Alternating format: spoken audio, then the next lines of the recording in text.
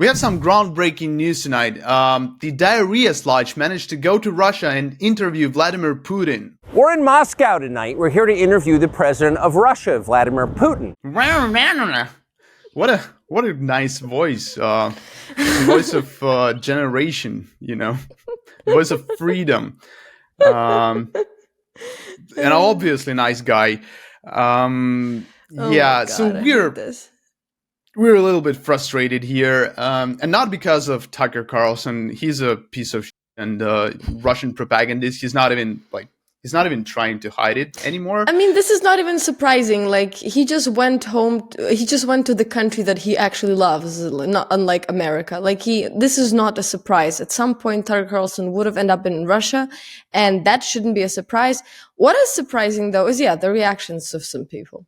Oh, yeah, we were upset because this should be, this should be the end of not only his career, but the career of people who are helping him, who are supporting him, or who don't care about what this guy is doing. Like Elon Musk, who's paying for this shit, or bloggers like Lex Friedman, who supports this stuff, and other people. And so we're here to talk about why that and discuss some reactions from people from both sides of the aisle.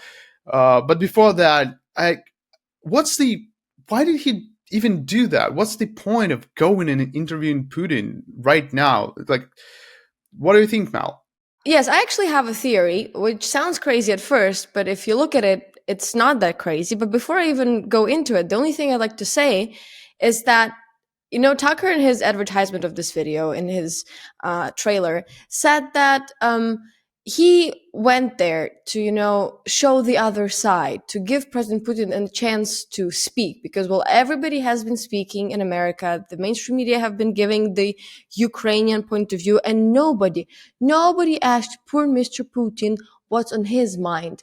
What does he have to say? Aww. And so my theory is based on that. But imagine thinking your audience is that stupid and literally pissing in their faces by saying that. Imagine actually saying stuff like President of Russia did not have the ability to explain himself and his reasoning. So I'm going to go there and be the one to show you what he really wanted to. Imagine thinking that the president of Russia does not have a platform to fucking say why he wages wars. He's been doing that for 2 years. Yeah, every Jesus second Christ. Publication, every second news in New York Times, CNN, BBC, whatever media you take has every second news is Russia says, Putin spokesperson says. Exactly. Every single fart these guys make is being all over the mainstream media. This is just such a fucking lie. And the funniest part of this story is Tucker is now officially Putin's bitch, so Putin behaves accordingly. Peskov, Putin's spokesperson, was asked to comment on Carlson's claim that not a single Western journalist has bothered to interview Putin since Russia launched its full-scale invasion of Ukraine, to which he replied that Mr. Carlson is not correct. In fact, there is no way he could know this. We received numerous requests for interviews. Traditional TV channels and large newspapers that don't even attempt to appear impartial in their coverage tried to do that many times. Of course, there is no desire to communicate with this kind of media, and quote, meaning Putin will communicate only with his bitches. And that's a huge slap in the face, because first of all, you don't humiliate your master like this. Your master is wanted and desirable by everyone, including Western media, and he's not accessible.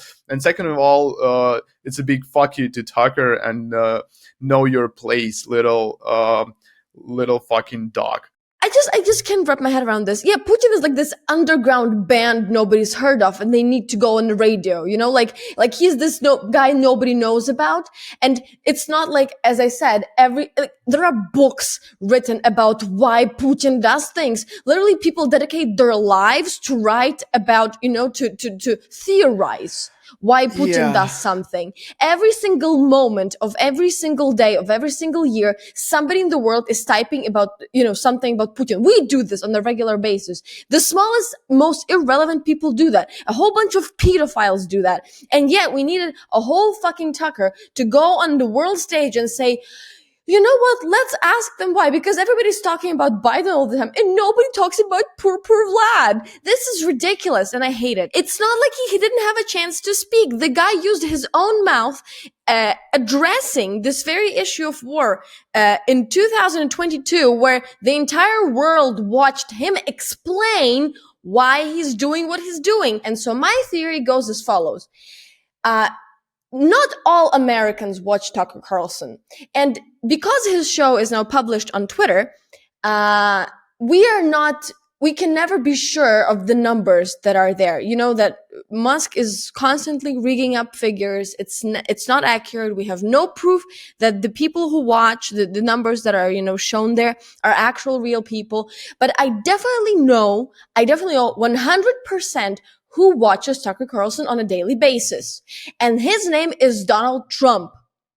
This fucking guy watches him religiously. And I have just honest belief, and I'm 100% sure the only reason that fucking guy went to Russia to interview Putin is for actually, this is a platform for Donald Trump to listen to what Putin has to say. Because I'm 100% sure, again, that the Trump is not watching the news, the mainstream media. He does not read analysis.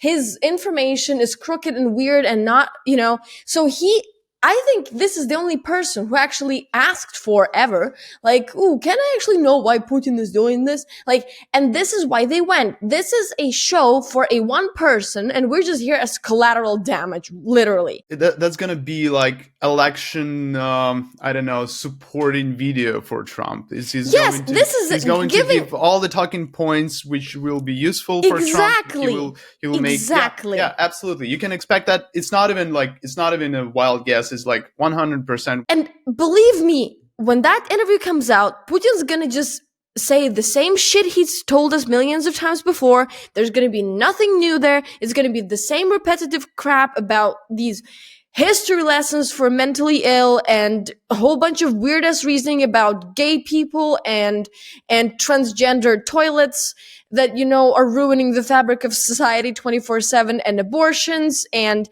other fascist crap. And all these guys are going to treat it like? They're going to treat it like they've never heard it before. And they're like, oh my God, these thoughts are so new. We've never heard about this.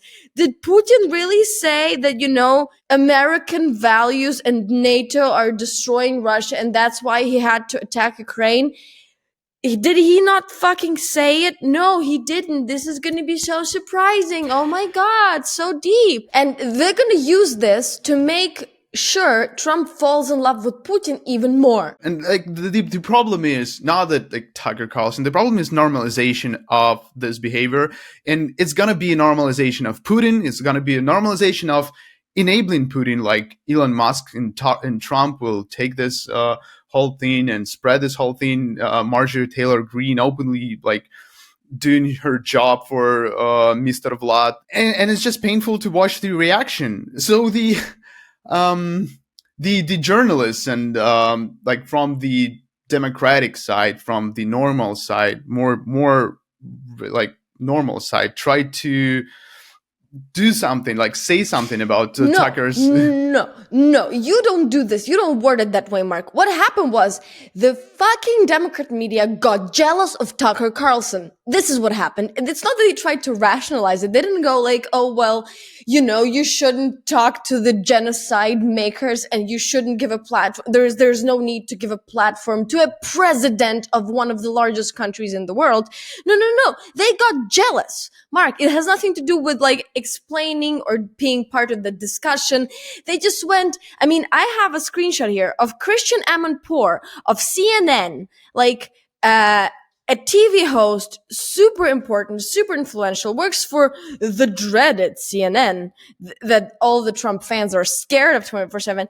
And she says, she retweeted the Tucker's whatever video and went, does Tucker really think we journalists haven't been trying to interview President Putin every day since his full-scale invasion of Ukraine? It's absurd. We'll continue to ask for an interview just as we have for years now. Yeah. What's like? What did you want to find out? What did you want him to say to you? Did you want him to say to you like why he wants to go and genocide the other nation? Why he wants to Mark, this is insane. I can't believe we're discussing this. I cannot believe this. They're actually like wondering what President Putin thinks. Were they under a rock for the last 2 years? What is this? Am I losing my mind? Is this crazy? Can you guys just... Yeah, probably a little bit. Here's Tommy Vietor, the ex-press secretary for Obama. And I don't remember. He had several titles there in Obama administration. He says, "There's nothing wrong with interviewing Vladimir Putin." it's the start of his take, and he's immediately, like the communication person. If you want to exploit someone's fallacies, like the guy is working for Russian propaganda, and you're like, how should I come back to him? And there's nothing wrong with what you're doing, pal, but you're doing it wrong. Like, okay, he continues. But saying shit like this gives up the game that you dishonest hack. Oh, Jesus Christ. Dude, no, there's a problem with interviewing a genocidal dictator. Tell me. This is not Everyone about knows what who he's does thinking. it. Mark, tell me in your heart of hearts, honestly, why is interviewing Putin even important? It's not. It doesn't What? make Just because sense. he is Putin? Is there anything that he will tell you that is truth? Is there anything that he will tell you that is different from everything else he had said? And do you seriously expect to sit in front of him, and do you seriously expect people who work for him that they will let you ask him some hard questions? Even so, Is this the idea here? It's fucking crazy. If you can just lie, what does how does it? Are you and you know he's lying and so you think you're gonna have a discussion with this guy? With your Ivy League diplomas and your library's worth of books you've read, you think you're gonna sit there with him having an altercation? He's gonna say something that is a lie, and you're gonna contradict him and be like, no, Mr. Putin, this is a lie because you said this, and I know this to be true. And Putin's gonna go like, oh right, I'm stupid. Sorry. Oh, I'm caught. Oh no.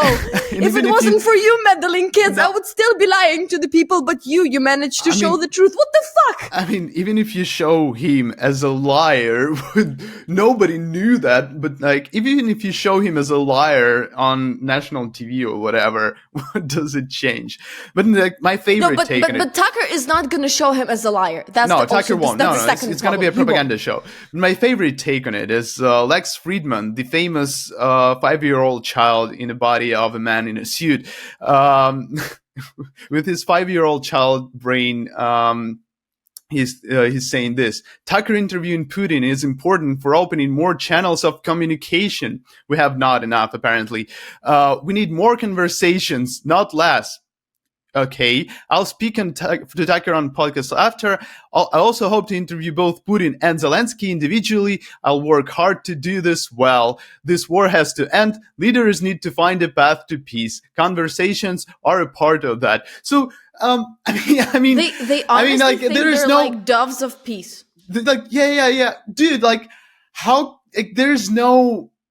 There's no two sides of the conflict here. There's one side which tries to overrun the other side, and the other side doesn't get the assistance from your pals in Congress. Mark, this is not, you're explaining the thing. The war has been going on for years, and they still are, why? But no, man, Why? Yeah, if you believe this shit, if you believe this shit, you are so far away from reality. It's a planned campaign. They have their messaging straight. They will say the same thing, and they will push this video as a campaign video for Donald Trump and against Ukraine aid.